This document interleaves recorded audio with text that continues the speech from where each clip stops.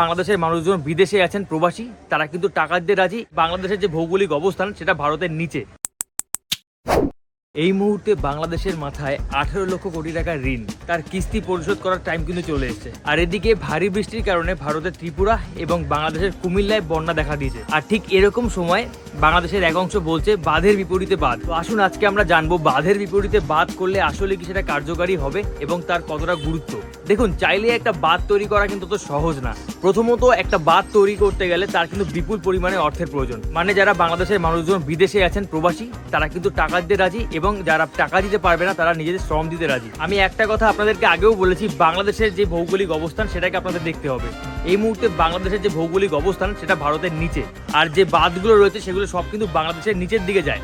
মানে বাংলাদেশ এই মুহূর্তে ভাটাপ্রবণ একটা দেশ, আর বাংলাদেশের অবস্থান ভারতের নিচে হওয়ার দরুনে ভারত থেকে যদি জল ছাড়ে সেই জল কিন্তু সেই বাঁধ উপচেও চলে যেতে পারে। সেই কারণে যদি আপনারা বাঁধ দেন বাঁধের বিপরীতে, তাহলে কিন্তু তাদের কোনো লাভ খুব একটা হবে বলে আমার মনে হয় না। আর আমি আগের ভিডিওতে একটা কথা বলেছি, যখন বন্যা দেখা দেয় তখন কিন্তু খালি নদীর ভিতর থেকে না, নদী ওভারফ্লো হয়ে সেই জল কিন্তু গ্রামের ভিতর থেকেও বিভিন্ন জায়গায় চলে যায়, আর তাতে কিন্তু ক্ষয়ক্ষতি হয় আমাদের ভারতেরও অনেক জায়গায়।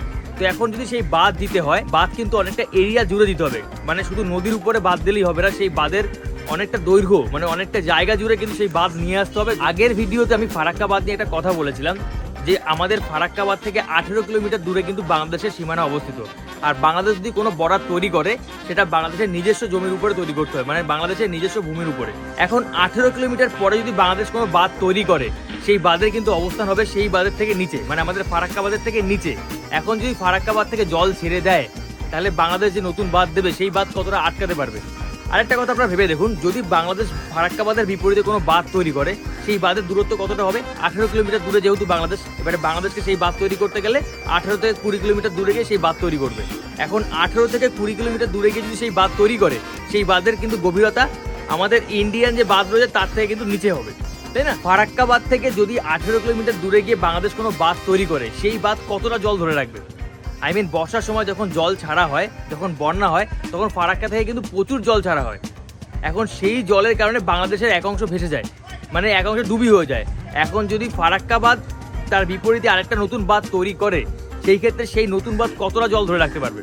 আর 18 কিলোমিটার রাস্তা যেটা রয়েছে, সেই 18 কিলোমিটার রাস্তায় কতটা জল ধরে রাখবে? এটাই হচ্ছে প্রশ্ন। তো এগুলো ভেবে দেখার অনেক বিষয় রয়েছে। আর যারা বলছে বাঁধ তৈরি করতে হবে, সেটা সাধারণ মানুষজন বলছে, কিন্তু সরকারের উচ্চ পদস্থ থেকে কিন্তু এখনো কোনো সিদ্ধান্ত নেওয়া হয়নি। বাংলাদেশের এক অংশ তারা বলছে এই বাঁধের কথা, কারণ এই বাংলাদেশের যে অবস্থা চলছে, বন্যার সময় বৃষ্টির সময় এরকম বন্যা হয়, আবার যখন গরমকাল থাকে তখন এরকম খরা দেখা যায়। সেই জন্য এক অংশ অনেকটা ক্ষিপ্ত হয়ে এই সিদ্ধান্ত নিচ্ছে, কিন্তু এই সিদ্ধান্ত নিলেই হবে না, সেই সিদ্ধান্ত নেওয়ার আগে অনেকটা ভেবেচিন্তে নিতে হবে। বাঁধ তৈরি করতে গেলে সেখানে কিন্তু প্রচুর একটা টাকার ইনভেস্টমেন্ট করতে হয়, আর সেই ইনভেস্টমেন্টটা বিফলে যাবে না ফলেই আসবে, সেটা আগে বিবেচনা করে তারপর বাঁধ তৈরি করতে হবে। কারণ আমি একটা বাঁধ তৈরি করে ফেললাম, সেখানে এত টাকা ইনভেস্ট করলাম, এবারে সেটা দিয়ে কী লাভ হলো?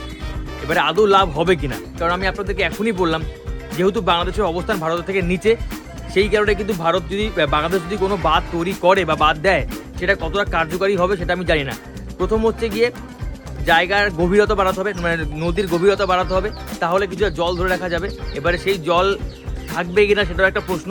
আবার তিস্তা যেটা নিয়ে কথা হচ্ছে, তিস্তা তো এরকম একটা পরিকল্পনা তারা করতে পারে, তাহলে হয়তো বা সেটা ঠিকঠাক হবে। সেই ক্ষেত্রে শুনছিলাম বাংলাদেশ নাকি চীনের উপরে নির্ভরশীল হবে। এবারে সেটা কি হবে সেটা ভবিষ্যতে দেখা যাবে, আর যেটাই হবে না কেন আপনাদেরকে জানাবো।